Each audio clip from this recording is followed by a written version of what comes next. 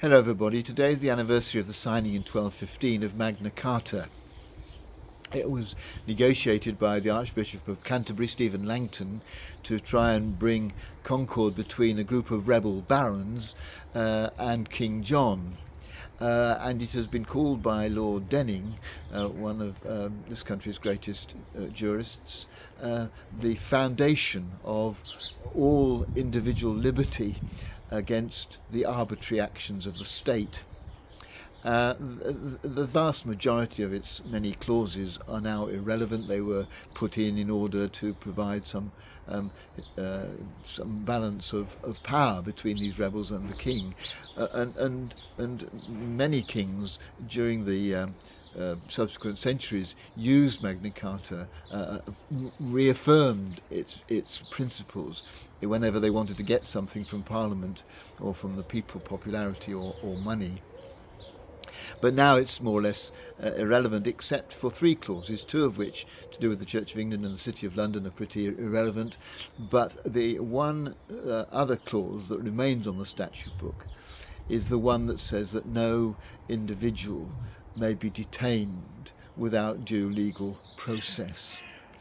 And I think today I just want to celebrate our freedom in this country to be sure that we will not be detained. Habeas corpus, I suppose, is what it's called now, and that there will be a trial. There will be some attempt to find proof of our guilt. We won't just be arbitrarily put in prison.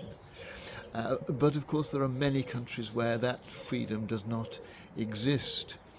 For example, Allah Abdel Fattah in Egypt, a human rights activist, has been arbitrarily imprisoned for 5 years without due process, or with a sham process of law. That's in Egypt. In Venezuela, Marcio Alvarado and Alfredo Infante, they've been arbitrarily put in jail. And it isn't just human rights activists like these, it's ordinary people. There's a 20-year-old boy he was 20 when he was arrested 3 years ago, Mohammed Imam in Sri Lanka. No reason given why he was arrested under the terrorism laws of that country, but he's in prison without any charge being brought against him.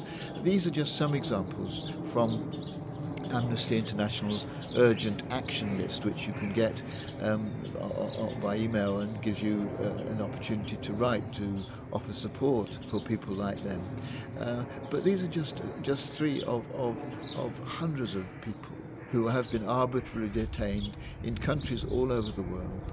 And today I want to pledge again my commitment to doing whatever I can to support the organisations which work for their release, such as Amnesty, and to treasure and to value my freedom to speak out about what I feel and what I think, and to know that I won't be arbitrarily arrested and punished without resource